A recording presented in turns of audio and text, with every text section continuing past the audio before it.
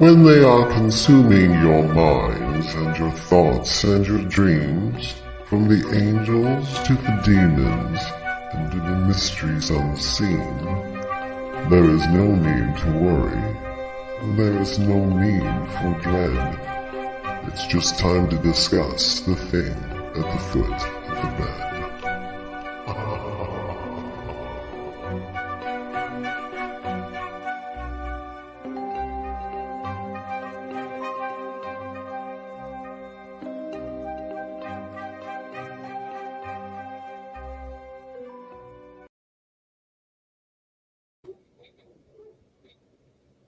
Good evening, and if you're just tuning in, you're listening live to United Public Radio Network, otherwise known as UFO Paranormal Radio Network, or just UPRN. You are watching or listening The Thing at the Foot of the Bed. I am one of your co-hosts. We got people here already. We got Sandra Sharp, we got Zach Man.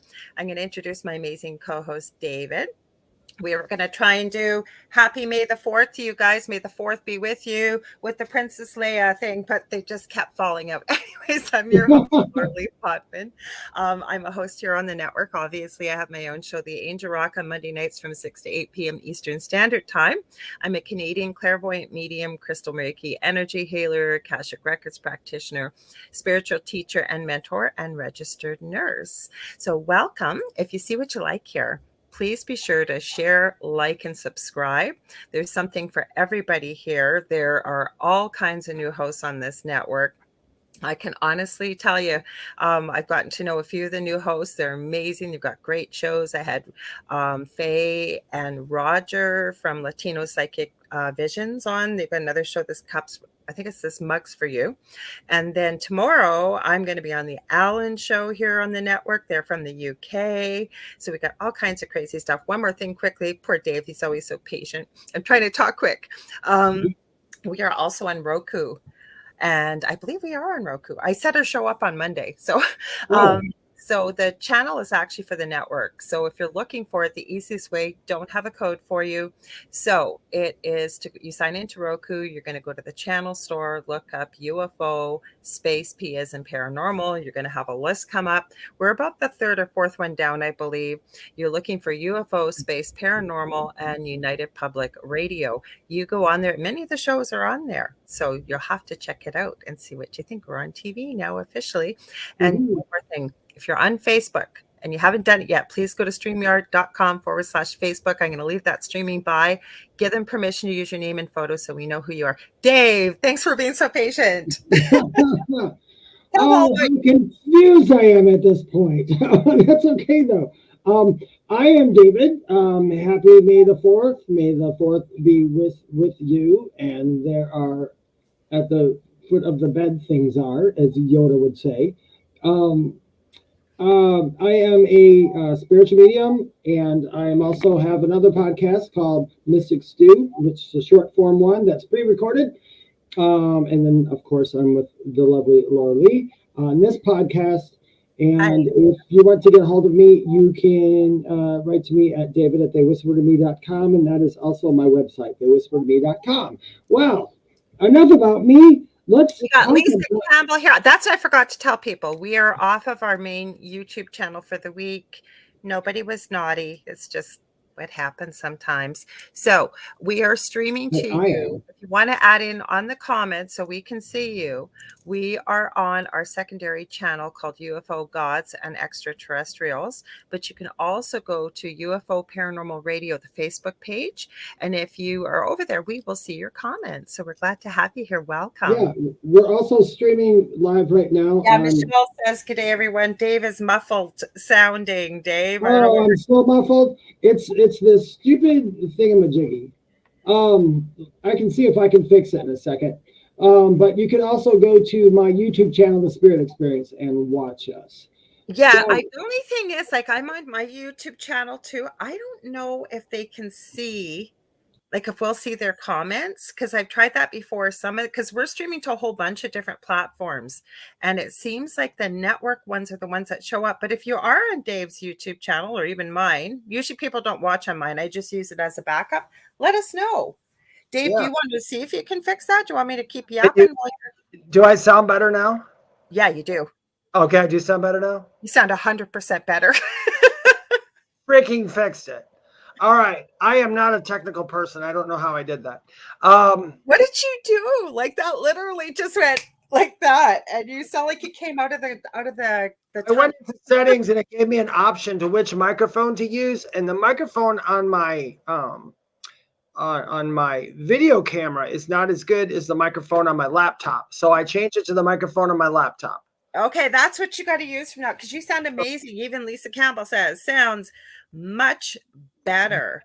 So Dave and I, as you guys know, we just love each other. Sandra already told me I had time to invite people tonight. I tried to remember people I know to invite them, remind them because they forget when we're live. There's always a replay, you guys, so that you know that because I'll get people messaging me, oh no, I forgot you were live. There's always a replay on Facebook, our YouTube channels, network YouTube channels, anywhere where podcasts or talk radio is carried, we are carried. Like you could have some obscure app, and I guarantee if you look up UFO Paranormal Radio, you will find us there. I guarantee you.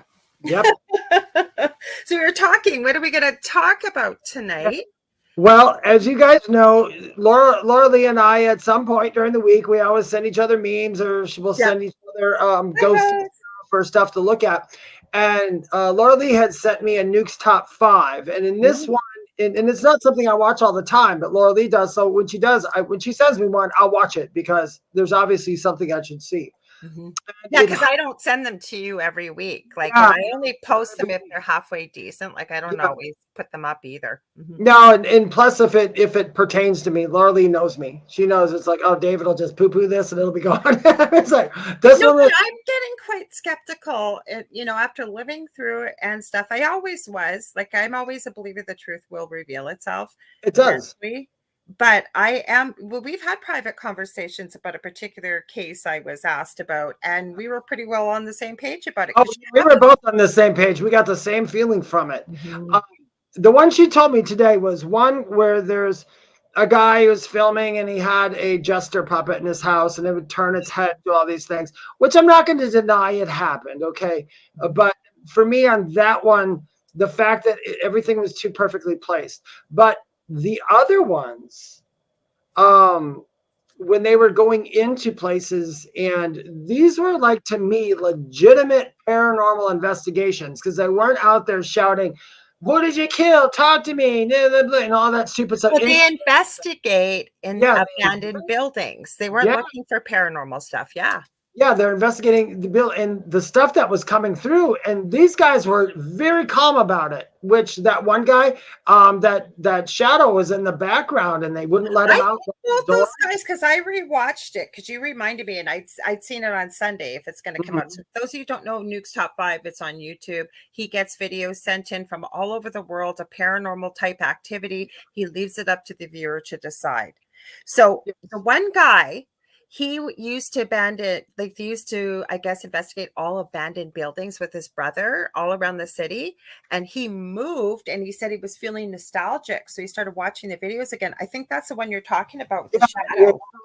There's a guy, I mean, he's getting ready to hunker down. A lot of times investigators, they're really quite brave people because, I mean, they'll go in a room just for the sake of trying to get some kind of evidence for everyone else. And they'll sleep in that room alone, in the dark, all alone. And this guy, as he was going to bed, there's a shadow. There's literally. I know what you're talking about, the Brits. You're talking about the Brits. Okay, I'm sorry. Okay. That's Snoop's Top 5. It's top 10 ghost videos if you want to check it out on YouTube, folks. Go ahead. Sorry. These guys were very comfortable. You can tell they didn't instigate anything. They were literally having conversations. A entity or so and so forth was holding a door shut, and instead of saying stuff out of fear or anything, they literally just asked if they would let go and let them out. Very politely, too. Yeah, very politely. And it did. And then they went back through to see how did that door get shut. So stuff like that is real. And it got me thinking about ghosts. The first story they showed was kind of creepy with the doll, and the attic they were showing so resembled the attic in my house when I was a little boy. It was a little, you went through this door and then there's another door that went into the attic, and it was long on both sides. It was like in back of the house. So it was a slanted attic like that. And it just brought up all these feelings about how in the beginning, how scary it was for me. And it's not now, but when you're a child, you're like, what the heck? And this is odd, but it brought back weird feelings. And then I thought about and I don't talk about this, and I told Lorilei about it. I wonder how ghosts see us, not how spirit sees us, because I know how spirit perceives us from being there. But I wondered if ghosts perceived us differently, and they do. That I do know. I was told that by my guides and all, whether you believe that or not. But they do see us differently because they're not all the way over. They're not They're not away from the physical yet completely. They're still kind of got a foot in the door. And I had this part of my NDE when I was in the hospital. I wasn't a ghost, obviously, but I was out of my body. It was an OBE at this point. So I was out of my body, and I was standing next to my bed while I was lying there with all the tubes in it. And I could see out the glass doors of the ICU room, the little ICU room. I was watching people walk by. Everybody was in 2D. And I thought to myself, and it was frustrating too, because they were in 2D and I was speaking or thinking and no one was answering me. And I remember getting so kind of angry because I wasn't getting it. And I just like, why aren't they? You're the first person, though, now that I think of it, unless maybe it slipped my mind, that has actually talked about it being in 2D. But it makes sense because you know what? We had this conversation when we, every now and then, I've been at the network almost 4 years now. And say we do have a spot that opens up that we haven't quite filled with a new show yet. And we will have a paranormal panel. So anybody that's, is available, and we sit and talk and everybody shares things. And one of the things that came up in conversation when you were talking about this, Dave, not quite the same, but wondering exactly the same question though, what does a ghost see? Not a spirit, like, not a spirit guide or what have you, somebody that necessarily may be earthbound. And some of the conversations that came up were, and there's Michelle DeRoche and Amelia Pisano who are on after this. They've got The Outer Realm on Wednesday and Thursday nights here. They're amazing. She's our network station manager as well. She's been on Canada's Most Haunted, many different TV shows. And I remember this conversation specifically, and we were talking about how important it is to treat spirits with respect, right? Just as you would if you met somebody on the street, you still need to treat people respectfully. But then I remember her sharing a story where they went to one place in an investigation, if memory serves me right with the story. And it wasn't Michelle that had asked this. It was somebody else that said, well, how did you die? And they got back through an ITC device, so intertrans communication, supposedly communicates with the spirit world. And the answer back was something to the effect of, no, you're dead. And I've heard that so many times. And the other thing I'm going to add quick, because I know Dave's going to jump in here, is that when we watch, say, even residual energy, or we watch spirits that seem to be somewhat intelligent and they walk through a wall or whatever they do, and you see these investigations and these absolute runes, how do we know they don't see it like it was when they were alive? Yeah, well, I've heard from spirit that they do see it like it is when they're alive. And we're kind of like we're like the shadow to them. We're like the shadow person to them that they saw. I've heard that from a lot of spirits that I talk to. That's what we are to them. Yeah, but how about the building is what I'm talking about too. Like, you go to this castle, for example, and it's an absolute shambles and moldy and wet and damp and whatever. But you wonder, does it still look the same as it did in its heyday? For example, say you've got an earthbound spirit that we would qualify as a ghost.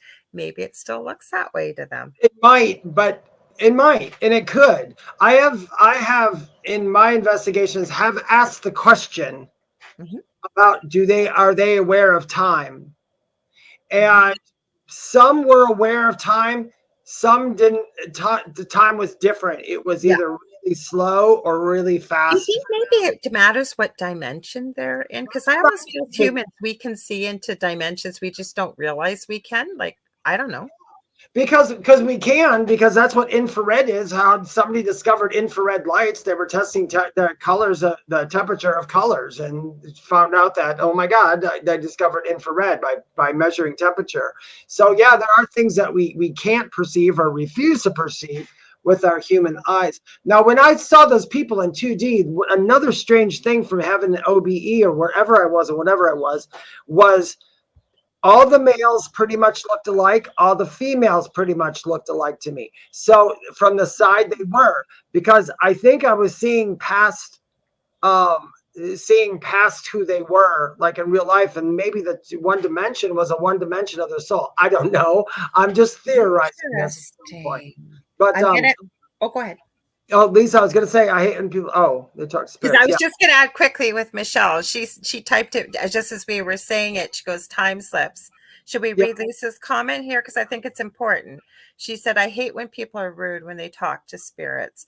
Makes me want to wring their necks. And I would agree with you 100%. I'm sure Dave would too. Yeah, I do too. Miss Lisa, I hate, there's nothing I hate more. The minute I turn on a ghost show and they start aggravating spirits, I turn it off. I don't I'm even going watch to answer Michelle's question. I know you are too, but to talk a little, I'd like to go back to that in a minute with Lisa, but I do want to answer this, and I know you'll have an answer. I have a theory on this, Michelle. And her question is: ghosts can be irritated from doing renovations? Question mark. So there must be some awareness? Question mark.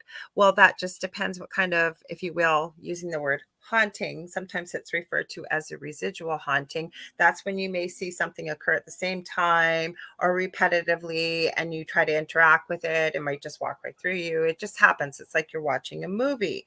Now, then there are what they classify intelligent hauntings, meaning spirits that can communicate and interact with the human beings. So what my thought is on renovations, just a quick story, Dave. I know Dave's bursting here. I can always feel Dave's energy.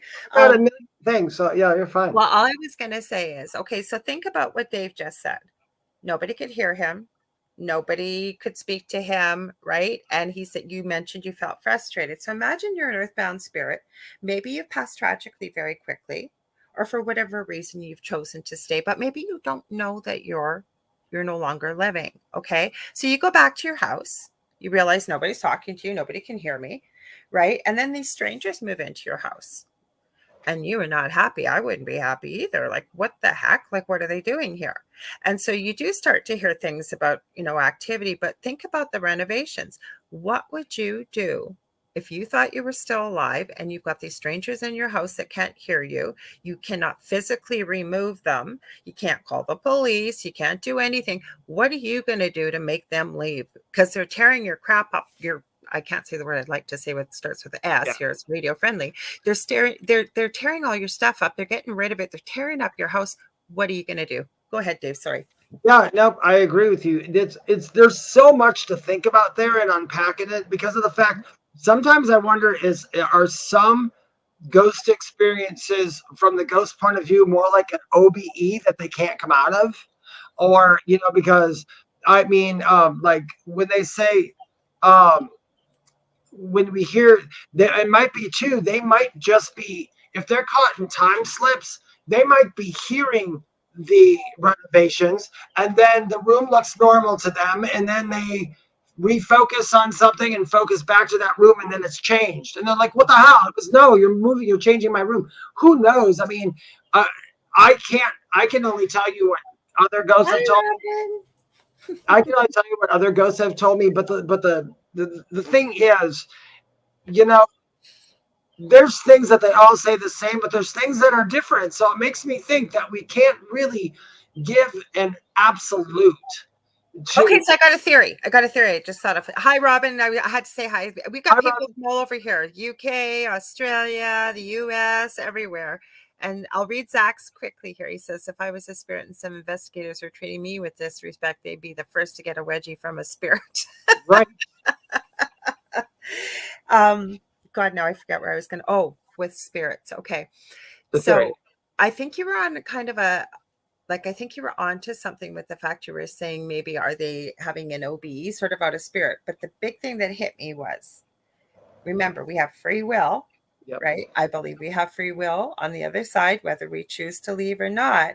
And I also believe we choose our experiences in this lifetime. So is it possible that we've built that into our experience, that we're not going to cross over into the light immediately because of what we're experiencing? But I truly, truly believe nobody is ever stuck here forever. Some may be held by some negative energy or something, but you can eventually cross over, and things do cross over. I am a strong believer. In fact, one of my truths is, just from all the ones I've talked to and all the guys I've talked to, and the ones that are like really, validating type guides, that yes, being a between world spirit can be built in to your experience. Okay. But, and I hate to use the word but because that just negates everything I just said. But I have exception. There is exceptions, just like if you have a life plan to learn something here, it might not. Some people leave here early. Then there's maybe by their own accord, which they shouldn't have, which kind of messes up everything around. There might be people also who get caught up.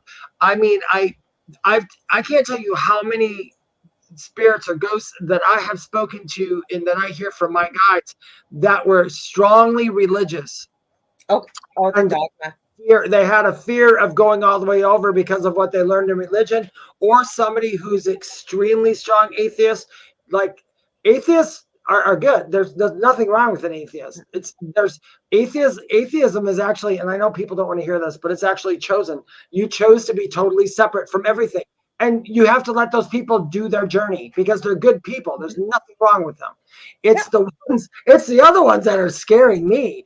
The ones who, the God-fearing people, those are the ones who scare the heck out of me. Didn't you have one in your live? Because Dave didn't know he went live on TikTok before we came on, and he didn't know I was there.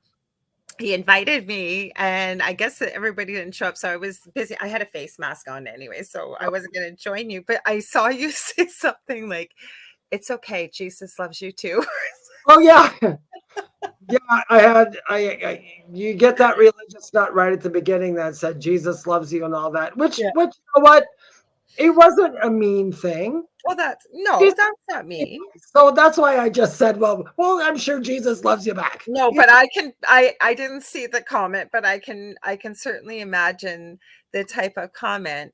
I've even had this conversation quickly. We're still going to stand the ghosts, I promise, guys, and stuff like that. But it's almost like the title spirituality is now replacing the word religion. And I'm not knocking religion. And I actually heard a really good analogy lately, and I have to embrace it. And what it was whatever brings you closer to God or source or whatever, so be it, right? Yeah. Nothing wrong with that. Yes, whatever gets you to whatever you need, go do it. But the problem with it is I'm finding that spirituality, because I don't know about you guys, but there's all kinds of celebrity jumping on board with the spirituality self-help stuff. Shall we mention Matthew McConaughey? That it was everywhere. I did sign up to check it out. I guess if you have if something needed to get out and spirit really wanted to get it out in the world, they might choose someone with a voice. But there are a lot of people, like you said, who are just jumping on that bandwagon. I wasn't even done because I did pop in quickly after hearing from a few friends. It was on a Monday. Monday's Angel Rock show. I don't have time to go to stuff like that. It reminded me, and some people found it very helpful. And again, if it's something that gets you on a path to healing and, becoming a better you, nothing wrong with that. But nobody's better than anybody else. But, besides the pet industry, and we all love our fur babies, it is spirituality self-help group. Self-help stuff is one of the fastest billion-dollar industries growing. And I am seeing more and more and more. And I did watch a little bit of this. I couldn't watch long, and some people may need it. But I am telling you, Matthew McConaughey was out there talking like the next televangelist. They're jumping on the bandwagon. There's a couple of them, and God love them, do what they're going to do. But since we're on this topic for a second, do you remember whenever we used to say, "Oh, what religion are you?" And people said, "I'm not religious, I'm spiritual." Yeah. And because They had no clue what they were talking about. I know. Listen, you guys, this is my definition of spiritual. Somebody who has the belief that the spirit goes on. That's it. And there's so much in between. Well, I think also too, spirituality can also be about trying to be a better you than you were the day before. Yeah. We don't have to compare to anybody else but who we were the day before, as well as learning to love ourselves. And that's a journey and process in itself, and healing ourselves. And I think that most of us are healers, even though, and I'm not talking you have to be a nurse or a doctor, music, art, the words that you use, random acts of kindness, things like that. And I think that that's what sort of embraces spirituality, if you will, right? And spirituality is fun because there's so many gray areas and there's so many theories and there's so many places. I always tell people, do whatever you want to. They're like, oh, should I do this? Will it call in demons? I always tell you know what? Whatever playground you choose to play on is the kids you're going to get on the playground. So if you choose to play on the playground full of bullies, all your in fear-based crap, then that's what you're always going to get. And if that's what you need and that's what you want, by all means, go have and a you good know what I say to people too, not I love the answer you gave there, but when people ask me, well, could I do this or could I do that? Or, like I share 2 of my videos off my YouTube channel, and I haven't grown my YouTube channel. I'm not promoting it, but talking about, I call it a love shield. So wrapping yourself in love, if you will. Maybe you feel sensitive to energy. Maybe if it does help. The other one is grounding and gritting. I think it's so important that we do that, right? But then I'll get a million questions. Well, can I do this? And can I do that? And my theory is, and this came from spirit, as long as you're not hurting anybody, including yourself, you're meaning it in love or in the best goodwill possible, then go for it. There are no right or wrong answers. Oh, if you thought of it, yeah, and it's not meant to hurt anybody and in love and somebody's highest good, I don't think you can go wrong. No, don't. No, you can never go wrong. And now that's going to segue right back to where we were before because it has to do with it. So talking about, again, ghosts and what we learned about them. Now, if you asked yourself, do ghosts have a sense of spirituality? So does the ghost, and this is my answer this is my metaphysical theory. Okay. I am not asking my guides right now. I am not getting any definite yeses or nos. Nobody's here. So, because if we were in that place and got stuck, or we didn't know how to move on, or we're afraid, or whatever, we probably aren't going to pay much attention to anything spiritual. They're probably just trying to get back into that physical life because that's the life they know. They, at this point, might not have any idea that there's something beyond where they are because maybe they were held back from it, or maybe they were told a bunch of crap, or, who knows? I think it's a fear-based perspective. I think some might have that perspective, but I don't think all of them do. What do you think? I think that anybody that stays here, besides maybe that they don't want to give up whatever, they've got a lot of material things, maybe there's some addictions, there's a lot of reasons why people stay. I think that some of it's fear-based, why they won't, especially if it's religious dogma. But I do know this, that running into and talking to people for years about this, that somebody that was not a very nice human being in life, and they've chosen to remain on the earthly plane without a corporeal body, we'll say. Not talking about crossing over or anything like that, because we really aren't our true self, I think, when we're in this human form compared to what we may be as a soul. If we are a soul still, but I mean united with our souls up, it's we could do a whole show on that. My whole point is that they usually don't get any nicer in spirit form if it's a ghost, if they weren't very nice. No, and you know why? I can tell you why. I can tell you exactly why. Okay. Because unless, and I know this from my NDE, the big light that everybody sees, or that light they go through, or whatever. Not everybody, but okay. It's always a tunnel. Sometimes it's just a light they step into. That severs the cord that attaches the soul to the physical body, to the ego, to everybody else. That's why when I explain to people about the other side and I tell them how they feel about things, they don't understand it because they think people on the other side still have ego. It's gone now. No fear, no vanity, no nothing about that. But in between the worlds, as a ghost, they would still have their ego. So a ghost is still able to hate. A ghost is still able to be jealous. A ghost is still able to get angry because the ghost is still holding on to the ego. Hi, Debbie. Happy May 4th, Debbie. Sorry. No, I agree with you. Doc, why, as soon as you start talking about ghosts and spirit, look who comes over. Sorry, she's decided she's coming to say hello. This is Emmy. Okay, Emmy, it's not time for a cuddle. You gotta get down. Sorry, guys. I gotta give her a shove. Sorry. Down you go, baby. No, I agree with you 100%. Now, I have, again, like I've talked about this many times, I've studied NDEs for 40 years, professionally and personally. And I've been so deeply blessed in a way that I've had patients that have had cardiac arrests and they've come back. And you know with what they're talking about. And the cool thing is, and I've mentioned this many times, especially in the Angel Rock, this podcast, there's no accidents. It's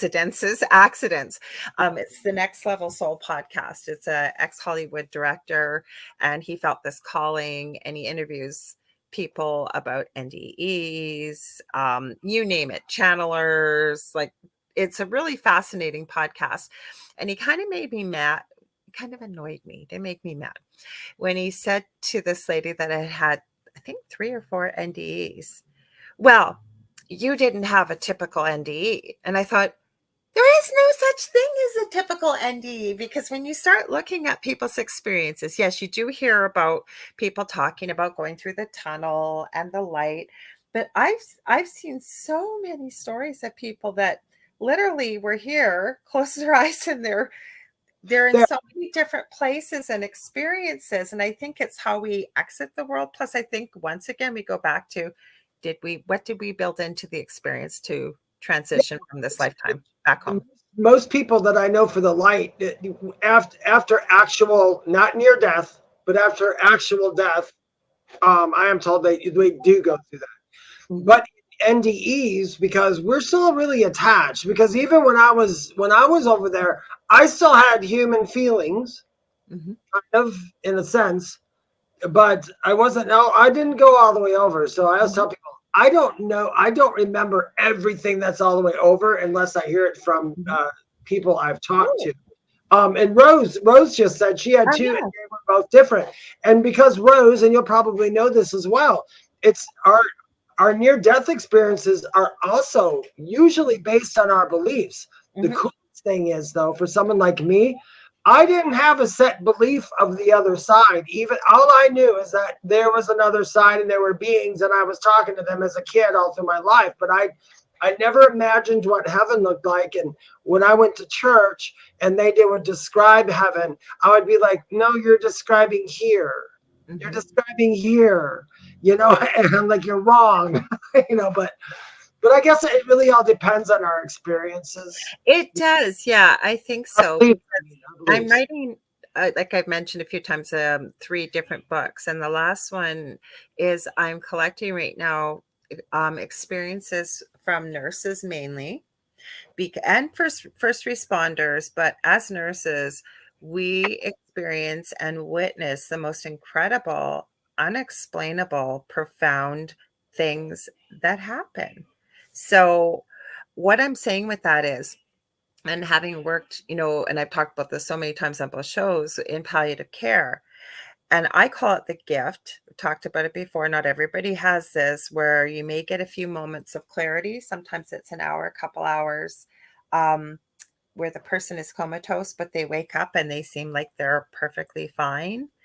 And I know I've had to have some pretty difficult conversations with family members who may believe it was like a miraculous healing.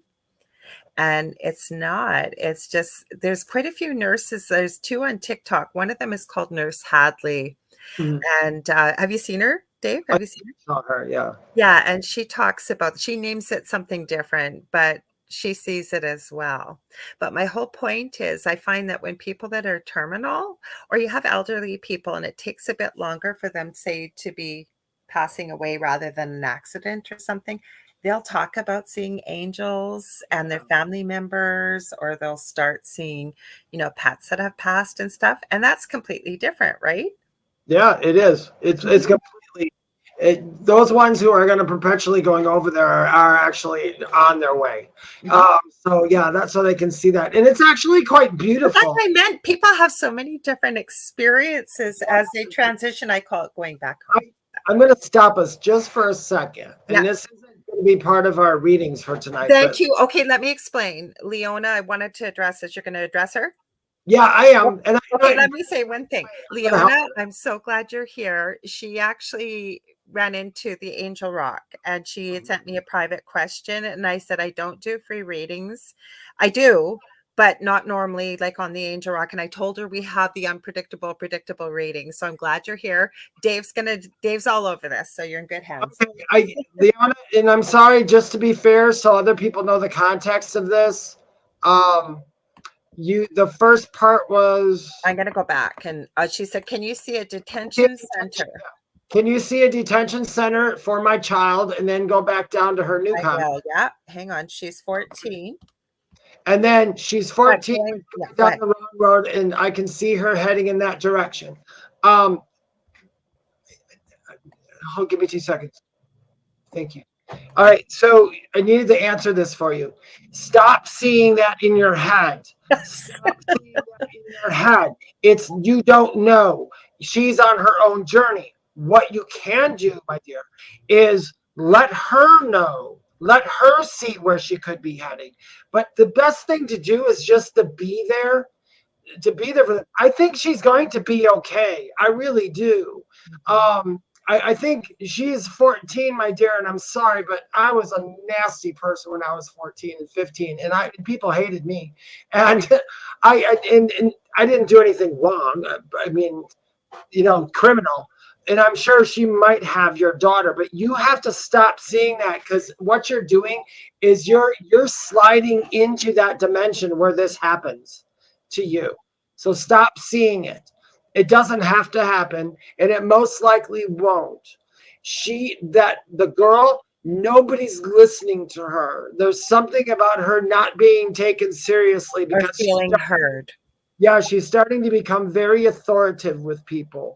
The best way to deal with that as someone who's close to her were to go ahead and let her be. Just listen. And instead of, while you listen, don't respond with an answer for her. If she didn't ask you for one, you respond with, I understand. I hear you. I hear you. I hear you. And I'm going to that's say one thing, and Dave, and the other thing I keep feeling with her is, if you can, if the relationship isn't too tenuous, or again, like Dave said, somebody that maybe she feels very close with and can connect with, asking her what she needs. Yeah. What does she need? Sorry, Dave, go ahead. That was so strong. I had to throw that in there. Go ahead. Correct. I mean, there's so many things to do, but the worst thing we can do is condemn somebody in our minds to what their future is going to be. You're not a bad person for doing that. You're a parent, and it's natural. But I'm just reminding you, don't do that. She doesn't have to be this way, and she's actually a perfectly beautiful soul, because I can see it.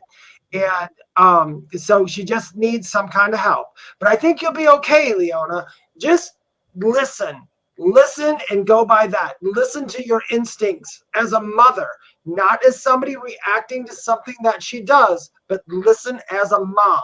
As a mom, the correct answer will come to you, because moms usually, not always, but I say about 90% of the time, moms know exactly what to do if they're a good mother.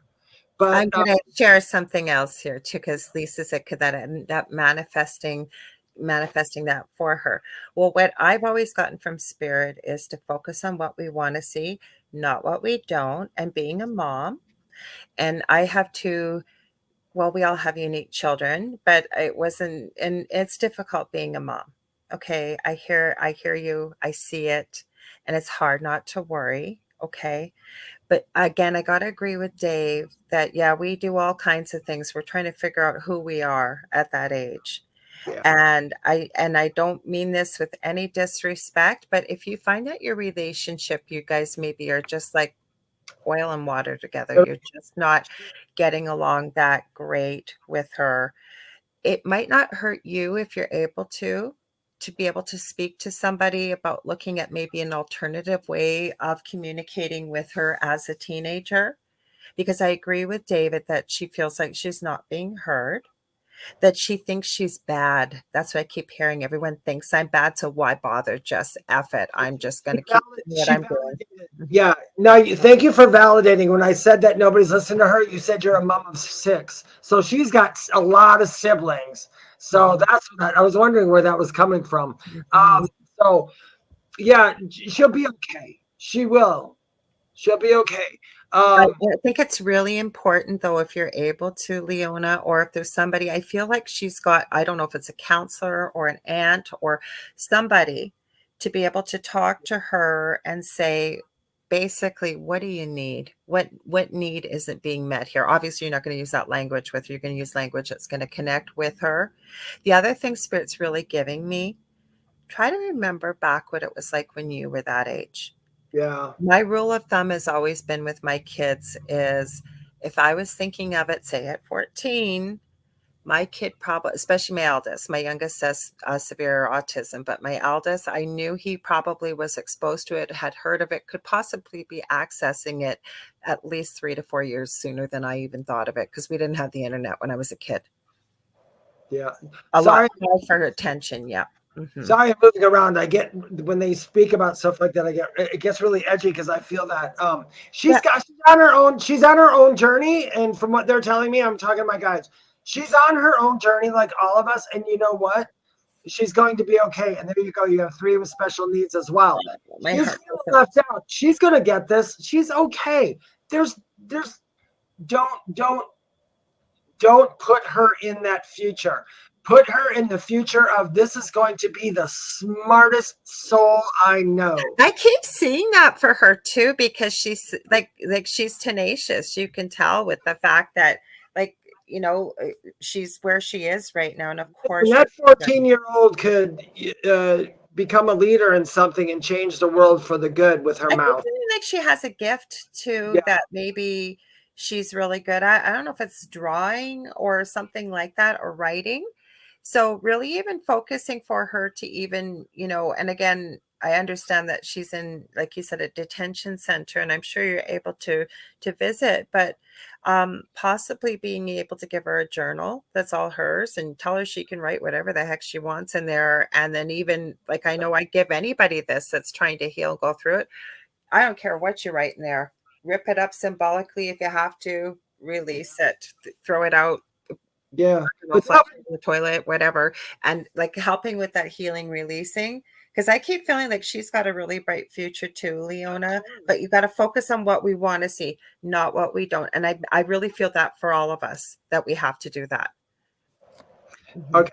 And in ADHD, that's okay with ADHD because I'm not putting ADHD down, but literally, what is it, like 9 out of 10 people being born nowadays have ADHD or some form of it. She's not in one. I apologize. Let's read this for people that are listening. So Leona she's been diagnosed, her daughter, with ADHD, and she's a great boxer. She's not in a detention center as yet. Hopefully it doesn't come to that. It's not you. I am so serious about this. We are so powerful with our thoughts. And if you don't believe that, anybody hearing this, think about, we've all heard of a placebo or a sugar pill. And I tell you, if people believe in that, and they do, I've seen people cured from sugar pills because they believe it's a cure. They've been told that, a placebo. And it's so funny, all of a sudden we started talking about energy. I had brought this with me because I wanted to show it on this. So anybody who's watching right now, I will show you this cute little book. See this tiny little book? This is by Pam Grout. I think you can order it on Amazon. It's called E2. And it's 9 do-it-yourself energy experiments that prove your thoughts create your reality. I've done every one in here when I first got the book. Like I didn't know that, Dave. You didn't tell me about it. Now I got to go get that book. Oh my God, I forgot about it until I found it again. I did all of them in here, and they all absolutely work. And the first one is the coolest. The name of the first experiment is called and it's so cute. My eyes are so bad Okay, now. well, you figure it out, and then I'll. It's The Dude Abides. The Dude Abides. They're talking about the universe, God, whatever you want to call it. That reminds me of the Big Lebowski, the dude. But anyway, they teach you these little things to prove it to yourself. And I mean, literally, it's proof. And it's like, okay. But it's the best little book. Once again, anybody listening, it's by Pam Grout. It's called E2. And it's 9 do-it-yourself energy experiments. And it's a tiny little book. And if you're like me, you'll need glasses and a magnifying glass and probably something from CERN in order for me to get through. But it's a really good book. But anyway, ghosts are also energy as well. I'm segueing back to Well, ghosts. no, but we should tell Leona. Leona's new. Most people that are in the chat, most of them are. I don't know. I think we've seen Lisa here before too. And I should remind you guys, you're listening. If you're tuning in right now to United Public Radio Network, also known as UFO Paranormal Radio Network, to the thing at the foot of the bed, with myself, Lorilei Potvin, and my amazing friend and co-host David Hanzel. But just so you know, Leona, we don't do readings. I met her. We had an amazing new show, a husband and wife team, Faye and Roger Garza, and they were on my show on Monday night on the Angel Rock. And that's how Leona ran into me. And I said, I don't do shows with readings, but Dave and I decided that what we would do is and Dave came up with the name, the Unpredictable Predictable Reading. So usually what we do is we start with a topic, and what Dave and I do, Leona, so you know, we're both psychics, mediums, have had NDEs and healers, you name it, is we get a lot of questions from people. And David has an amazing TikTok, right, Dave?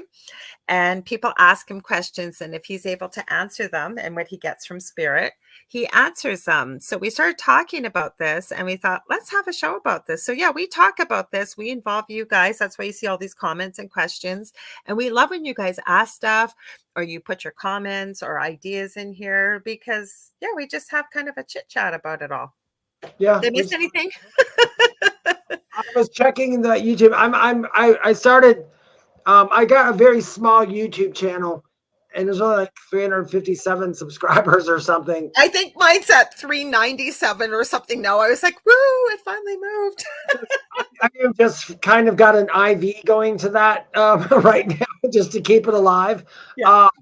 But I'm going to keep it because I'm just got to post more. I used to make videos on it all the time. And in fact, if you guys want to, I did a lot of paranormal type stuff on that. Explaining a lot of stuff, because back when I started that channel, I was doing a lot of investigations, but unfortunately COVID hit, and I just didn't go on very many. Well, we could all tell, we could tell you that. I don't know. Are we going to do another reading right now, Dave, or what do you want to do? Let's wait, because I don't really, I normally don't do mediumship readings. No, neither one of us do, but I can answer it quickly. Yeah, I can answer part of it, but go ahead. I can answer the first part, is what I'm talking about. Of course, your dad was proud of you. Your dad's proud of you every day. You make him proud. All of your loved ones on the other side, they cheer, they applaud. Sorry, and what I was doing when she passed, I guess. Oh, your mom. I don't know why I thought I seen dad. Well, whether it's your mom or your dad, yes. And the interesting thing I have noticed, regardless of where we are, if we're in body form, she may not have been aware. But as soon as we leave this earthly realm, she's definitely aware. I don't know what you're picking up, or if you want to leave that, we'll come back to it, Dave, or what you want to do. I don't, because I don't have her right in front of me. Because like I said, I don't set up for them unless they just show up because they need to. I don't know what you were doing at that moment, but she keeps showing me Michelle saw dad too. I thought it was dad. I thought I seen dad in the comment too. So weird. Michelle did too. David and it looked like dad. The one thing I do, it's not what you were doing when she passed, but I keep seeing you on your knees doing something, and I don't know if you're praying or if you're doing something on your knees. But you're down on your knees. That's the only vision I get just from the energy. But I don't know if I don't think that's from Mom. The name of my YouTube channel is called The Spirit Experience. That's what I thought it was. Yeah. Mm-hmm. But Rose, Lorilei absolutely right. Of course, they're proud of you. I mean, yes. Always. Yes. So I keep feeling, and I could be wrong, Rose, and I remember reading, and you went through quite a bit because you'd gone back to school to do your VCE. I'm not aware of the experience that your mother went through, as I call it, transitioning back home.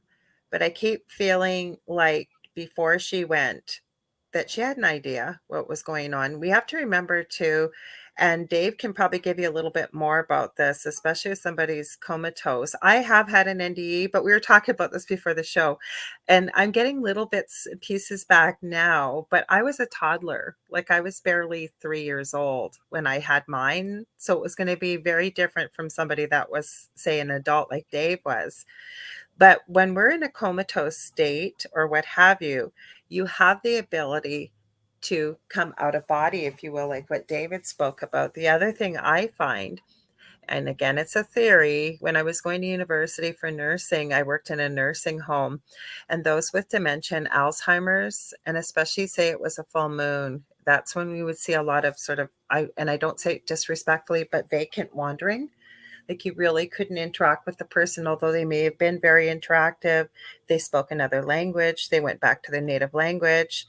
And spirits show me this as well. I believe that a lot of those human beings, if you will, when they are in that state, they're not really there. They're kind of out of body doing all the cool things that they wanted to do, maybe that they hadn't done before. I don't know, Dave, what do you think? Bye, Michelle.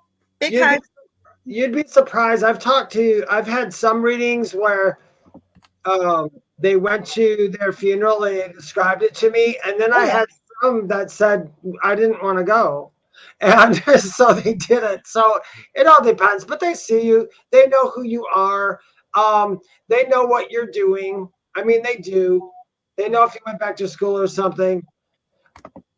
Well, Zach Man. Oh, okay. Zach Man says, I guess I can share an experience I had last Monday. I was in my smoking area outside when I saw a shadow figure looking at me from a corner at the end of my brick wall. I saw the figure.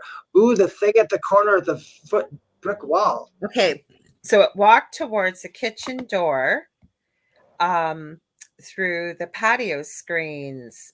Okay. My first question, Zach, what did you feel?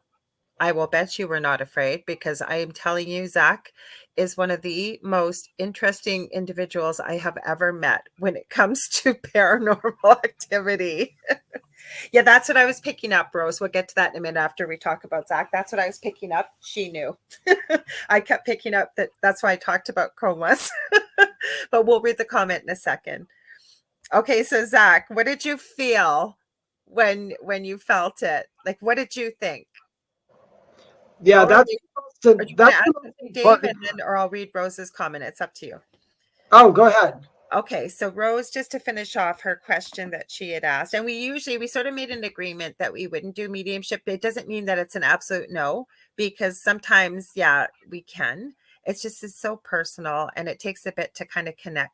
Yeah. Sometimes people come right through, like they just come barging through. They just barge in. Sometimes they don't. So Rose says she was in and out of a coma for a week. The day before she went, she woke and was good, just like you said. Yeah, that's what I call the gift, like you said. And before them, she went down again. She waited till I was out of the room when she passed. Aw. you know what? I think that we really choose those moments sometimes.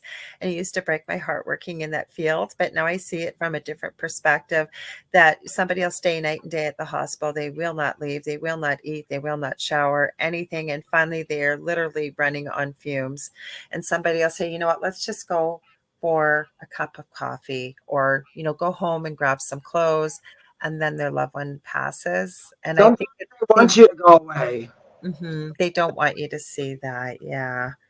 Yeah. But you know what? You have to say this, and okay, when a family member of mine passes away, of course I'm sad, but I for some reason I get over it a lot faster. I was at the cemetery today talking to my grandma and grandpa, Aw. are dead in that cemetery, and rearranging their flowers and stuff, and had this wonderful conversation with her. And I put these two pinwheels up, and because some other things fell down, and I had two pinwheels up my car, and I said, "Oh, hold on, I got these pinwheels for you guys," and I put them in there, and they were kind of broken. And I said, "Well, you guys, it's good talking to you again. I'll talk to you soon." And I turned around and walked away, and the pinwheels just started. Aww. That was the wind, whether that was nothing, it doesn't matter. I know they heard me because I You talked. know what? You take it for what it is. I think it was a response, like letting you know, yeah, we love these things. Thank you. Yeah, and I do that stuff all the time. I'm used to it because I've been doing it all my life, so I understand. But your mom with that too. I mean, going in and out within a coma, I understand that because I was in a coma, so I know what it's like to go in and out and do that. And trust me, it's more of a happy occasion for us than anything. Because the last thing I wanted to do is be slammed back into my body that had tubes going down my throat and cut open on the side and all that. It's like, oh God, I don't want to go back. You know, Oh, the reason why I call it the gift, if somebody is terminally ill and there's like this is they're going to be saying goodbye. The reason why I call it the gift is because as in the medical field, we have there's physical signs that we know, like you've heard people say the nurse might call you and say, hey, you need to get here. It's not going to be long or whatever. There's many physical signs that we watch for. But like I say, I can remember one family in particular, and I wasn't a mom yet. I wasn't married. I was a single nurse. And I really have a lot of empathy for people going through this, the person themselves, as well as a family. And this family was a large Italian family. And this gentleman had been completely comatose, like nothing, no interaction. And all of a sudden, he was sitting up in bed. He was eating. He was smiling. And the family had really believed it was a miraculous healing. And I knew it wasn't. And I sometimes think it's a reason why I call it a gift. And again, just because maybe somebody has an experience with their loved one, it just wasn't meant to happen. Maybe you guys had said what needed to be said and what have you. Because I find it's sort of a time to say what they need to say, maybe that they hadn't said or what have you, if that makes sense, Dave. yeah, it does. No, that's exactly it. I think those kind of things are really uplifting for people. I wanted to respond to Zach Man real quick. I know. I just realized that it went on to Sandra's, and I realized, okay, so Zach says I was more shocked. Or you want to read it, Dave? Go ahead. Oh, either one. Zach says he's talking about he saw the shadow person when he went out to have a cigarette, because maybe the shadow person just wanted to have a cigarette with you, or cigar. Maybe the shadow person wanted to have a cigar with you. Like you said, you are more shocked than scared. So what does that tell you? If you are more shocked than scared, I highly doubt that shadow being was anything to fear. A shadow being, there's different degrees of shadow beings. There are shadow beings that come from you that teach you something. I know all about them. And there are shadow beings that like in the woods, a lot of times when you see shadow beings in the woods, it's just kind of how we're perceiving something, maybe. If the shadow being were to come running at you while you were having your cigar and pull your hair and call you names and make you feel doom and gloom, that's a different story. But if that ever happens again, I would just say, what's up? I mean, literally. Okay, so I know I've actually had Zach help me co-host on the Angel Rock. I actually ran across that video, Zach. It was a couple of years ago. my guest had canceled. He's been a big supporter of our network and many of the shows on the network. So he's told, I know him just like I know actually Rose, I know Debbie. There's a few of us here from our friend Jason Bland with Paranormal Soup. Sunday nights, make sure to check him out. He's on Facebook and YouTube. Amazing guest, amazing host. Zach has had the most incredible experiences, whether it's UFO, he's had almost like past life shared. I won't get the whole story, but it's with an individual that he's connected with within the paranormal world. Zach, you'll know who I'm talking about, that they may have shared indeed, possibly. It almost sounded like back in the gangster days. Oh, I'm so glad, Rose. She said, thanks, guys. It made me feel so much better. I'm glad. Sandra, we're getting to your comment just a sec. So with the shadow being, I'm interested in hearing, while I was in my safe space, are you talking about because you were within your home in a place on the patio that you love? And I know how much Zach loves cigars. That's his passion. Didn't he say he was at work in his smoking area? I thought he said his patio. Now let's go back and have a look, because he mentioned it while I was in my safe space. Okay. Highlighting it again. He said, I'll reread the comment. I guess I can share an experience I had last Monday. I was in my smoking area outside when I saw a shadow figure looking at me from a corner at the end of my brick walkway. And he said, I saw the figure in your backyard. That's cool. I would say hi to it. I don't feel that it's unmanageable. In his backyard. I don't feel it's unmanageable, if you know what I mean. No, I think he was just sharing it, because him and Debbie doesn't get spooky stuff, but I know she gets really cool stuff. I want Zach to go. I want Zach to. Next time you see it, Zach, I want you to say hi to it and get what you can off it, and we want to hear back. Right on. Listen, I am fascinated with shadow people. Fascinated with them. Yeah, but people believe, okay, and it depends who you talk to. Yeah. But if it's something in shadow, it has to be evil. Now, no. I don't necessarily believe that. I don't. I don't either. Now, my friend Heidi Hollis, she's the first person out there that has trademarked, actually, Shadow Man, Hat Man, or Hat Guy. I think it's Shadow Man, Hat Guy. And she actually collects stories from people who have experienced what they have. She's written, she's a comic book creator. She's so cool. She's I call it a muggle job. Her muggle job, she's an occupational therapist, but she's a podcaster too. And so she writes comics like with Bigfoot and all kinds of stuff. It's super cool. But she's done some comic book type things to help kids, like when they're scared of the dark and things they may see. Because going back to Nuke's Top 5, Dave, that's originally why I sent you that video. What did you think of those two little babies? They were pretty well babies. I mean, what were they, 2 years old? I totally believed them because of the fact that, that's how I was as a kid. I was the same exact way. Well, we should tell people that haven't seen it. So with Nuke's Top 5, I'll let Lorilei describe it. Go ahead. Okay.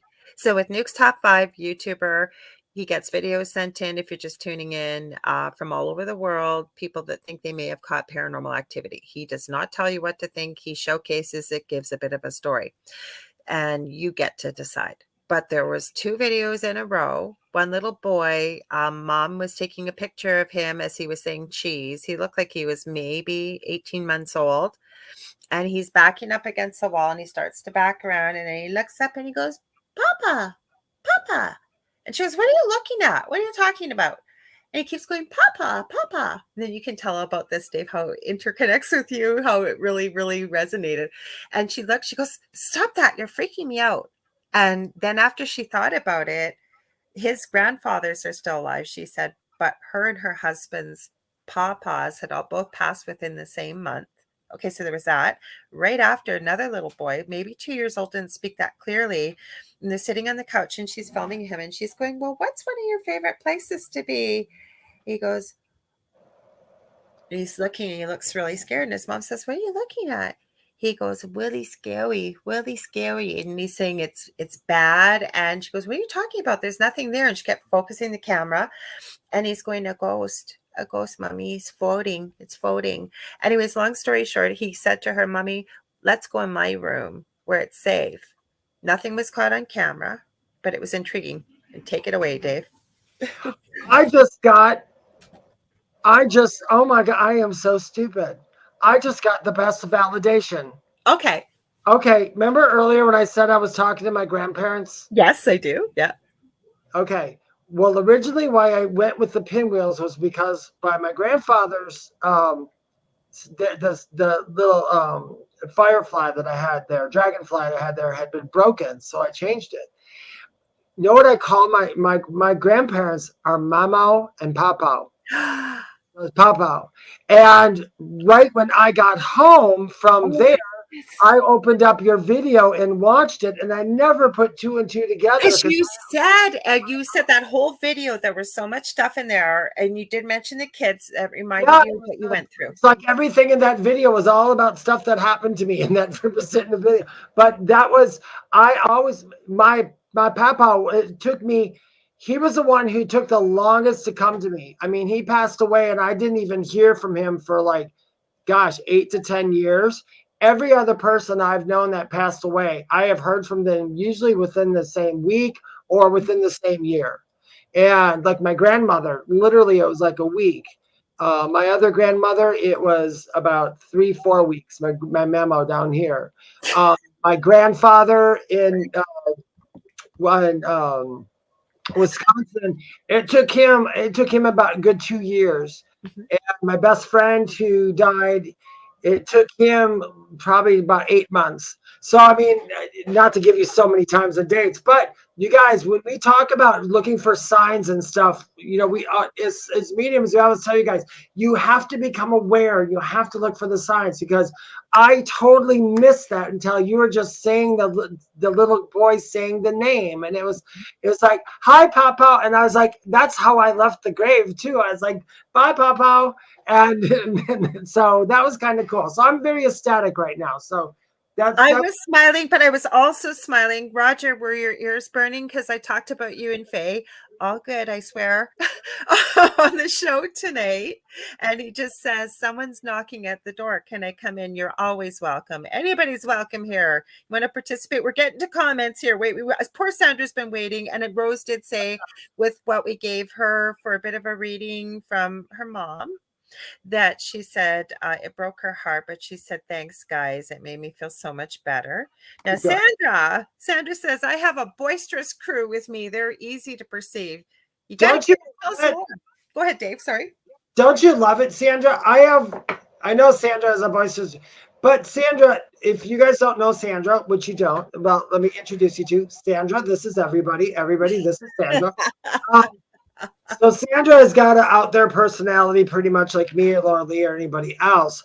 And it's really funny how we tend to get spirits who match our personality. Yes. A lot of times, not always. I mean, but every one of my guides, well, except for one, he's really smart and I'm not.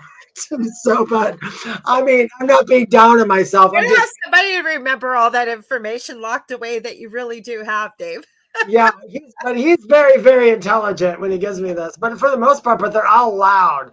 I mean, I love that, Sandra. So I can understand why Sandra has a boisterous crew. You'll have to Zach says he's going to do what you suggested. He's going to try and, if he sees it again, connect with the shadow, and then you told it to say hi and what's up. He should totally do that. Oh, he probably will. Well, okay, so Debbie, I know you don't see stuff like this, but Debbie used to get, I'll never forget Debbie. I'll probably be in a nursing home 100 years old and remember talking to Debbie years and years before. It was still years ago, and her cat that I could see right through on the camera, and then their other cat was actually behind, and I took a picture of it because I was telling you, did you used to have a cat that sat on the pillow right beside you? So there's so many things around us, Dave, what you just said, that we have to pay attention, not even as mediums, all of us, about the signs and the symbols and the things all around us, because it's there if we pay attention. Yeah. And it's true. And if we don't let stuff bully it, I mean, we call the show The Thing at the Foot of the Bed because it's all about, like, when we were young, pulling the covers up over our head because we got spooked and there's something at the foot of the bed. There's something in the closet.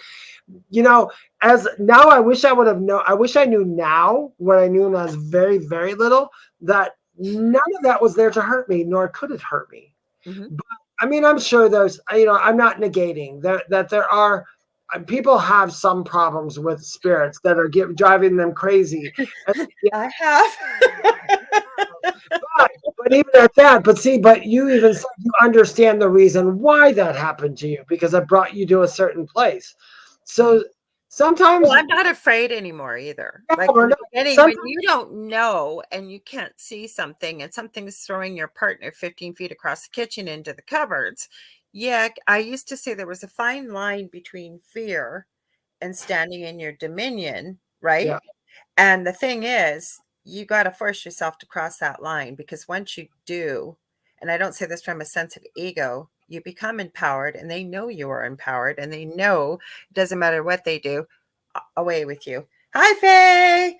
No, that's absolutely true. I mean, and when you know how when people say if you have a ghost in your house, you tell it to leave and put sage around it and all that stuff. No, if you really think to yourself, if you were that ghost and somebody put a bunch of sage and stuff, and there's something that it does to us, are we actually going to listen to that? We're going to be like, yeah, whatever.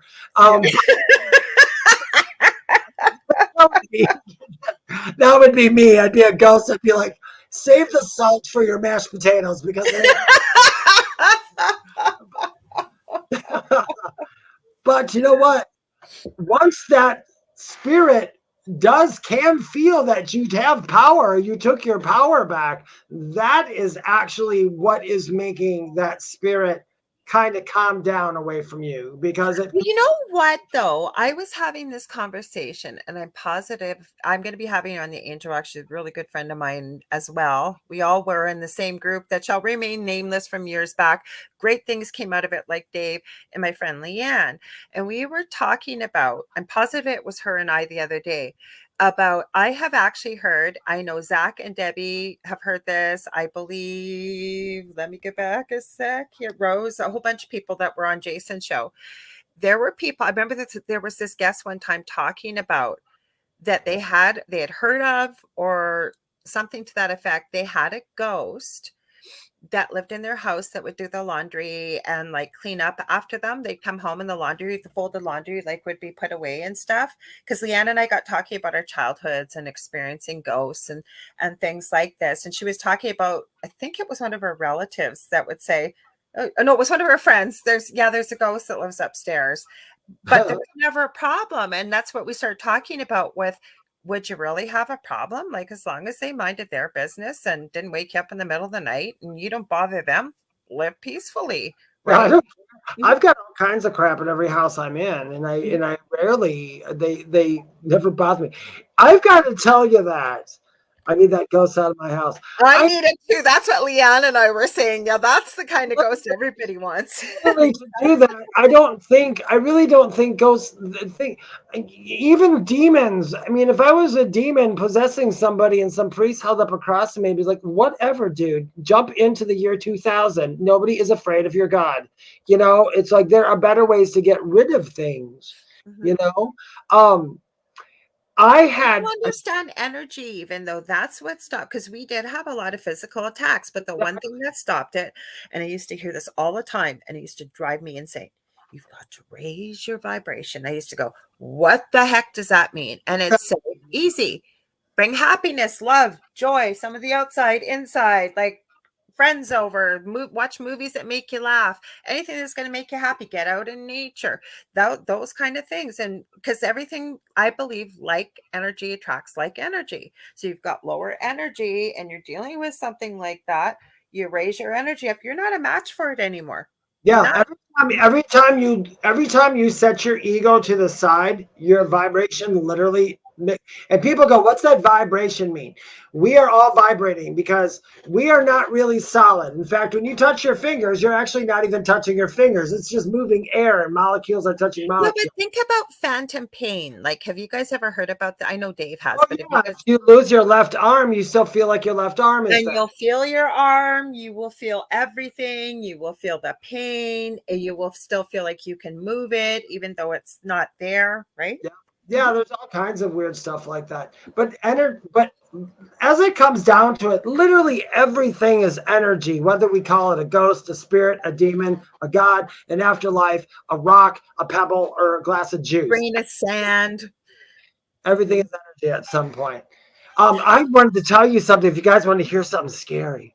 Yes. Okay, because then We got to read Debbie's comment too, and then but tell the scary story.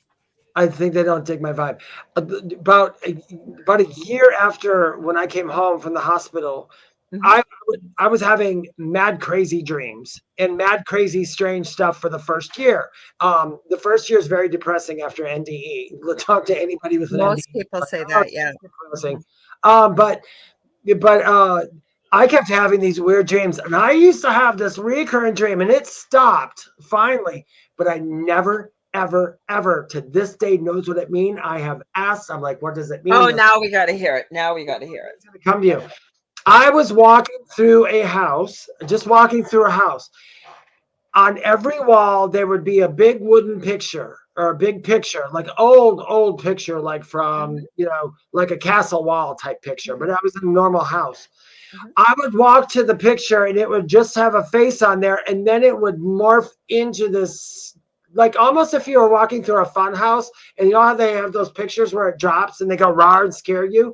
It was like that, except the person in the picture would become this terrible looking thing, and it was in 3D, and it would always come out of the picture and just stare at me, and it would watch me walk. Every time I walked around a corner, there's another picture, and they watched me throughout this entire house going through it. And I remember there's one part of the dream, because I was never like really frightened, because after what I went through, it's like, no, nothing really scares me, not even a dream. But I got curious, and I had said, you're not scaring me, but you're pissing me off because I don't know what you want. And I remember when I started saying that, it stopped. So to this day, I haven't a clue what that means. I have asked my guides. I have meditated on it. I have tried to come up with anything. I know it's got to be some weird dream metaphoric thing that happened, but I don't know what it is. And I tried to think of what was I going on in the situation. Why were these pictures morphing into monsters when I saw them? But I think the clue in it was I was in a regular house. It was just walls, almost like a cartoon house, just white walls with like one picture on this wall. You go around the corner, there's one picture there, one picture by the staircase. There's one.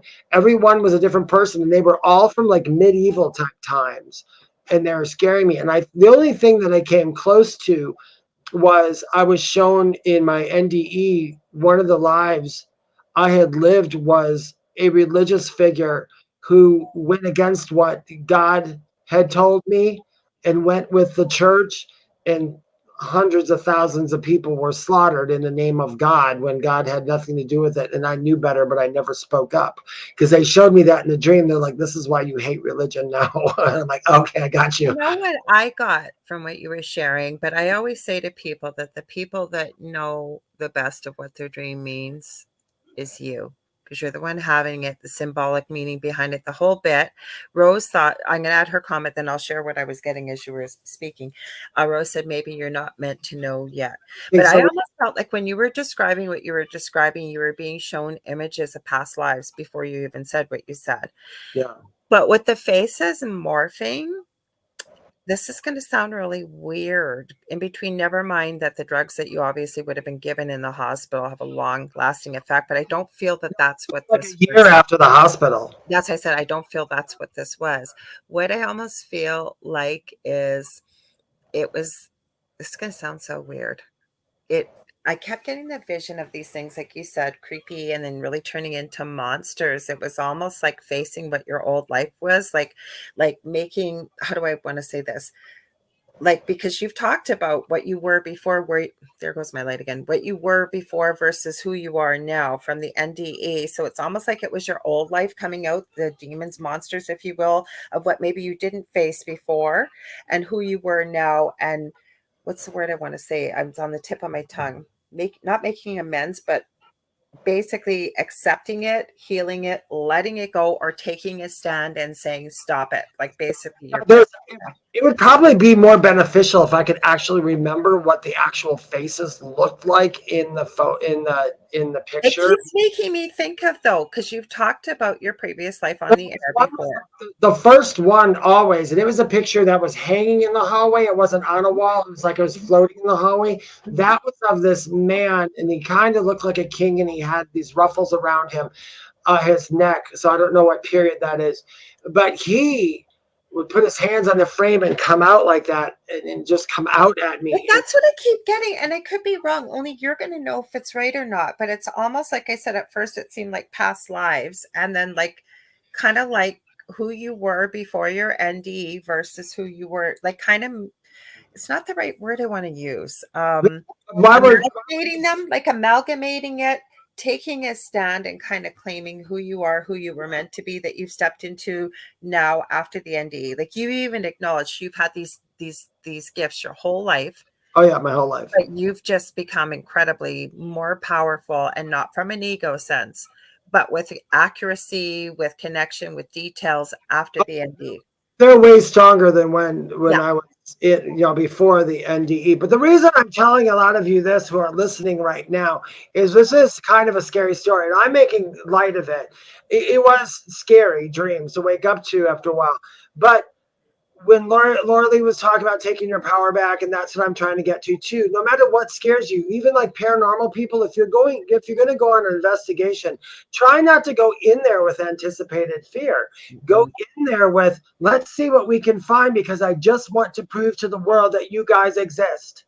And that's really what they're trying to do. Hopefully that's what those guys from the UK that we talked about at the beginning of this story. I've seen these guys on Nuke's Top 5 before. The team from the UK, that they were locked in the room, and instead of screaming and yelling, they just sort of stopped, breathed, and said, "Excuse me, we'd like to leave now. Could you open the door?"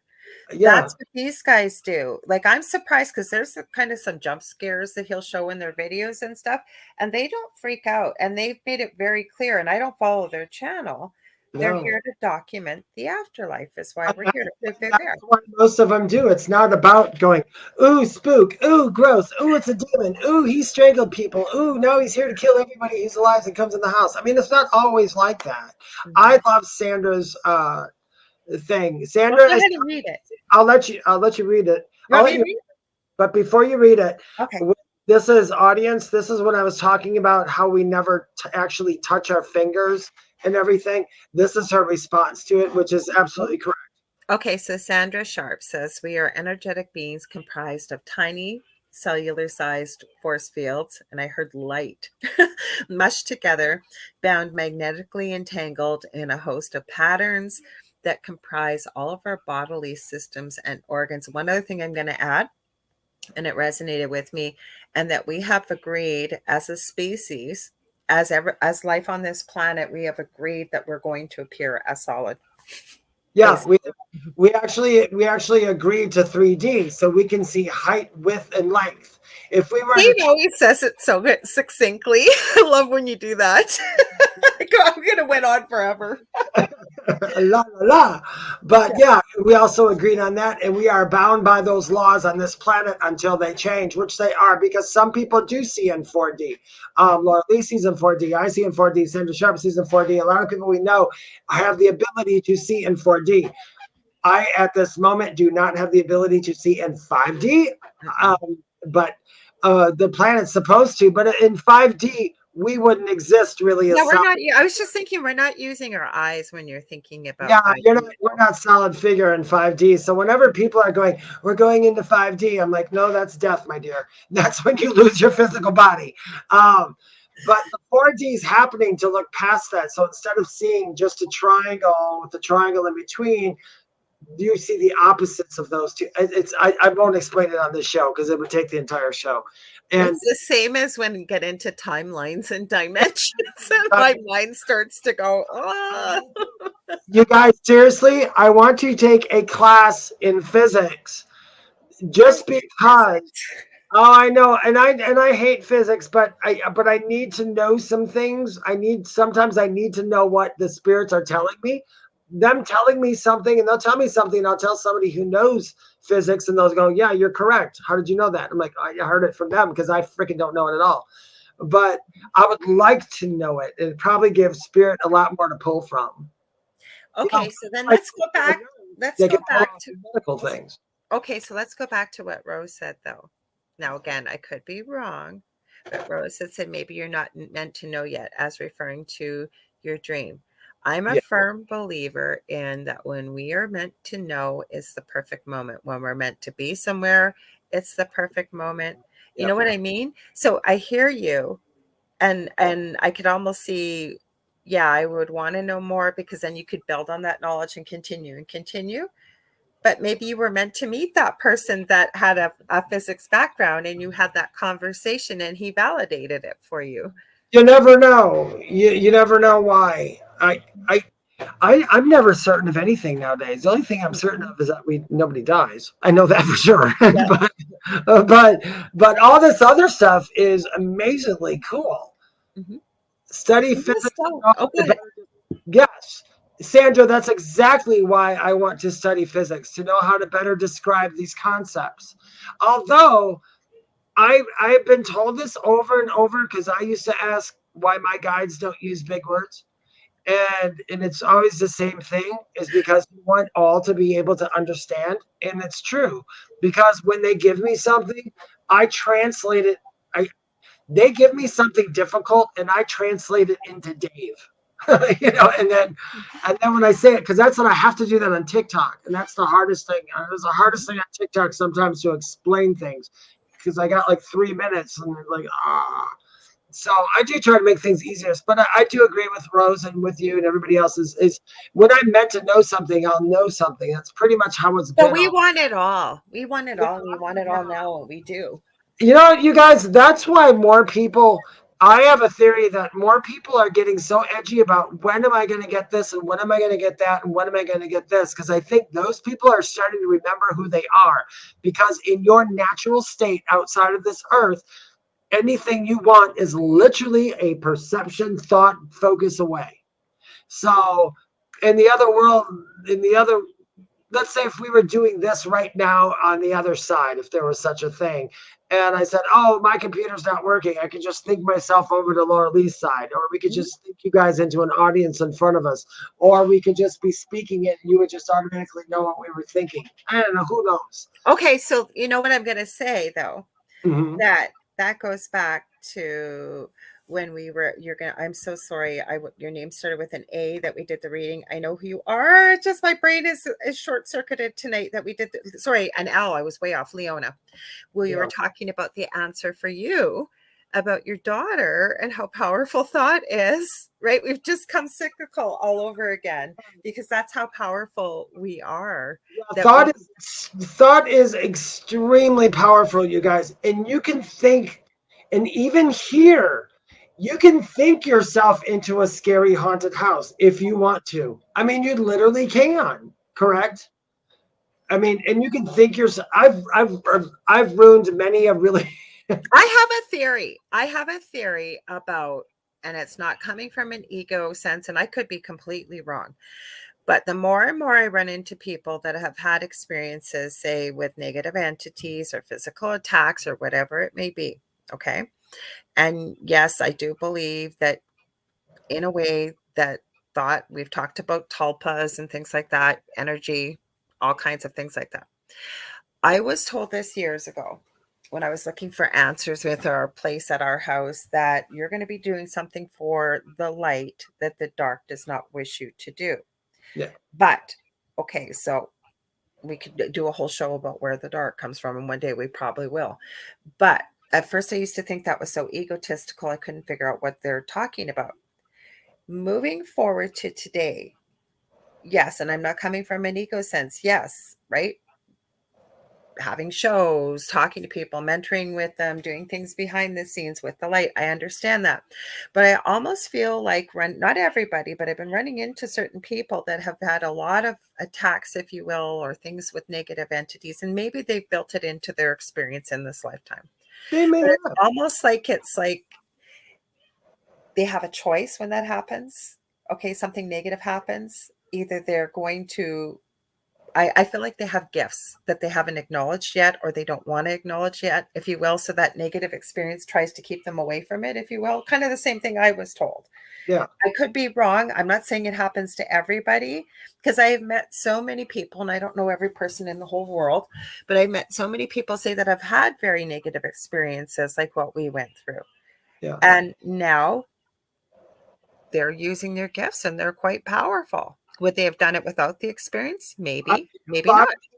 A lot of people that I've met who do what we do usually had some weird experience that got us to this As place. a kid, how many people have you talked to? Oh Why my are God. you involved in the paranormal? Every kid in the world when they're first born is still connected to the other side. It's usually about like 9 o'clock, I guess. Or 9 o'clock. 9 years old is, I say, is that cutoff point where your brain pretty much goes, oh, I'm just gonna believe whatever people tell me now. I'm not gonna believe that no more. Because Okay, even so Rose says, yeah, I agree, Laura. It had that effect on me. But also, I have yet to meet, and I've met every person that's had an NDE or near-death experience. Most come back either like with Dave, he was always gifted, but it's like it's been dialed up a million, or people that never access those abilities come back with those gifts, or intuitive gift of some type. mine from about age 20 till almost age 40, I wanted freaking nothing to do with it. So That's I what you said, yeah. yeah. Mhm.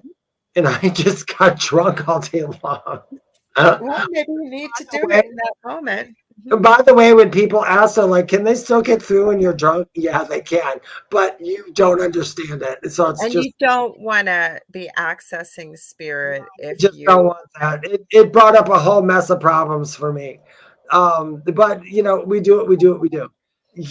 So that's No, but I what won't even do healing work with people. I won't do readings. Say if I'm not feeling well, or I'm having a lot of pain, or I've got like a viral cold or something, I won't do that, because I know if I can pick up their pain from their halfway across the world, and maybe they're not really sensitive, I know for a fact that we can send things the other way. There is no time, space, or different distance on the other side, right? So Now we won't tackle this in this one, but I wonder if paranormal peeps get the same way. Um, after I am involved with a lot of spirit, mhm. do you know what? I am so hungry for sugar. So Oh, I got an answer for you. I have sweets, and I I got wonder, an answer for you. do investigators do that too when they get No, no, no, no, no. Remember when we were talking before the show, out? and we were talking, I won't bring up the whole thing, but you had asked me about something and you didn't get involved because you couldn't give the answer. And I said I knew a team, that somebody that coordinated things. Okay. This individual is a nurse and has a doctorate in neurology. And he believes he has actually documented where psychic ability is in the brain. He calls it the region of psi, and Yeah, he believes it's behind the left ear. He can actually tell, he believes, and he's tested it. Her EEG is actually up still, I believe, on YouTube. Katrina Cooper, many of you will know her. It's Dr. Chuck Kennedy. Okay, he used an EEG machine, and he also is one who he's taken many different forms of remote viewing and kind of amalgamated it into a system. So say he only works with authorities, but say if he has a case of a missing person, he's got teams of psychics he will activate, teams of remote viewers, and he kind of coordinates all the information. They have a very high, or did, I haven't talked to him in a while, very high success rate, like 96% recovery rate, even if it's a missing body or what have you. But also what he's done, He's done a study because he has found that, especially with women, most of us that are intuitive tend to have some type of autoimmune issue, whether it might be fibromyalgia, chronic pain, whatever it might be, right? But then he also measured how much energy it takes when we connect with spirit. Big, long way to get here. Sorry. Connect with spirit. And I forget what the numbers were, but it was so incredible after 30 minutes connecting with spirit, whether it's with readings, whatever it is, especially for those that are very sensitive and intuitive. He actually, what you just said, Dave, he tells you if you're going to be doing readings for a long period of time, make sure you have chocolate. And I went like Harry Potter when they were connecting with the ridiculous and all that in that movie, but he's measured it. And that's true. And no, it's absolutely true. It's because I have to eat sweets or chocolate. In fact, when I used to run a mediumship circle in Gastonia here, I brought chocolates. So I told everybody afterwards, you might want to eat these. I can connect for a very, very long time and it's okay. And I don't feel drained as I'm doing it. And when I get done, I don't feel drained when I'm done. Like people go, oh, I'm tired. I got a headache now from doing this. I'm like, I feel energized, but I am starving. He measured blood sugar. That's how he measured it. He did pre, during, and after. And he said, I can't believe it was a huge drop in blood sugar. I think he measured respiration, heart rate. He measured a whole bunch of things, and your metabolic rate goes up so high. But it makes sense, right? While you're connecting to the other side. Especially if you're like if you're a physical medium, or if you are a medium who has a very strong clairsentient trait, like me, when people come through who've had a stroke, they literally put it across my body. It doesn't feel like a stroke and it doesn't hurt me. They give me this sense of a stroke, sense of a heart attack. I know for shootings, I'll hear two gunshots and a touch tells me they were shot in this place. One gunshot usually means they took themselves. They took themselves when I hear one gunshot. Unalive themselves, yeah. Yeah, they unalive themselves. But it is funny and that's not funny. I know it was a long story to get there, but I had to give some and I just did a long story to respond, but that's how we roll here at the foot of the bed. So I think people could take this, though. I don't think you have to be necessarily cognizant of your gifts, although I believe everybody has them. They do. But definitely pack something sweet if you know you're going to go into, say, maybe an active place. Bring something to keep up your blood sugar, because I mean, like I said, he's shown it connecting with spirit, and it wasn't just once. Like he knew it. I mean, when you get your doctorate and masters in anything, you're gonna have to know how to do hypotheses and thesis and all these things to prove it, right? So it was a really fascinating conversation I had with him a few years ago on my other show. And to all you people who are like, wow, I wonder if it would be a good or a bad idea to go on a ghost investigation, I would say, if you feel drawn to it, you go.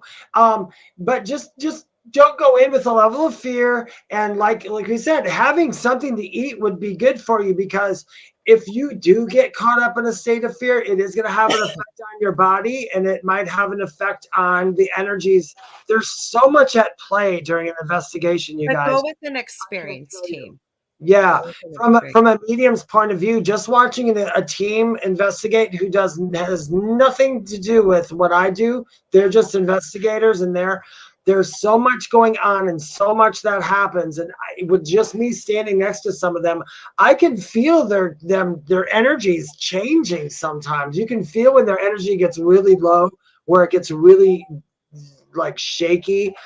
So maybe that's probably true. What he said. I'm glad you said that. I never knew why I was so hungry, and I knew it had something to do with talking to those guys. And if you figure, especially if you're talking to somebody that's high vibrational and everything's energy, right? They kind of got to lower their vibration. We have to raise our vibration to try to connect. So you can see why it would burn off a lot of energy. Yeah, it burns off a lot. Sometimes I get lazy, and I'm like, "Oh, you come here. Yeah, just speak through me. I'm tired." Well, it depends too, I think, on the day. And so I'm usually pretty uplifted in spirits, and I can't wait to go back to investigating again, because that was fun. But if I'd want to do it with a team or else just a bunch of mediums. But you know what? I've been on investigations with like 3 or 4 other mediums, and it's weird. I mean, it's fun, but it's weird. Because everybody gets different things. You don't always get the same thing. I'm No. sorry, but you don't. You don't all get. Sometimes you will. Sometimes people get different things from. But a lot of times, if you're with good mediums, like people who are practice and Yeah. really want to do this, we're not talking to somebody who just said, I'm a medium last week and I took a course. I'm talking about people who are working mediums, who have been doing this for years. They'll all have different experiences, but they'll all have that 1 or 2 things that Yes, that's what I said. So that you'll all have the same thing in common. Yeah. same thing. And not together either. Like one person will go, maybe 2 will go to the room, and then you'll switch or you'll go somewhere else. And then when you meet up at the end of the night, you find out, oh my God, that happened to me too. Well, I guess we should start giving our outros here because it's 9:51, isn't it? Oh, I got 8:47. Am I late? Let me double check on my phone here, Dave. Here. You are right. It is indeed 8:51. My computer is slow, so good thing Dave's on the money. Then I better not listen. We were a few minutes late tonight, guys. I apologize because I was going by my clock and it's like 4 or 5 minutes behind. Go ahead. And she was actually trying to set herself up with those Princess Leia donuts on the side. Yes, I had them. I had them with clips and I had my hat off. We were going to do that for May the 4th be with you, but do you think they would stay in? So if you guys want to get a hold of me, my name is David Hanzel Medium. You can find me on TikTok. You can find me on Facebook, my Facebook groups, and my YouTube channel. It's called The Spirit Experience for both of those. TikTok is under Spirit Medium David Hanzel at Medium David Hanzel. You can write to me or book readings at theywhispertome.com. If you have any ideas for this show, my show, or just any ideas in general, or just want to tell me something, you can write to me at david@theywhispertome.com. Take it away, Lorilei. Wait, you forgot one thing. Neither Dave or I contact anybody and offer free readings or anything like that, right? Did I miss that? Like, because you get lots of people, especially trying to scam. A lot of imposters, you guys. So if you hear something from me, it wasn't me, because I don't reach out to people directly and solicit anything. Neither do I. So if you want to get a hold of me, well, first of all, please tune in Monday nights here on United Public Radio Network, because I have the Angel Rock from 6 to 8 p.m. Eastern Standard Time. And I have Leanne Clark. You think I would know. She's a very good friend of mine. My brain's not working. It's May the 4th. It's the Princess Leia brain. Anyways, if you want to get a hold of me for a reading, like Dave said, a show idea, guest idea, any questions, whatever it may be. I also do mentoring and I do healing work too. You can get a hold of me on facebook.com/The Angel Rock. I too have a YouTube channel, and most of my social media is under The Angel Rock. If you look that up, or the YouTube channel, I believe, is The Angel Rock with Lorilei Potvin, but you can find it.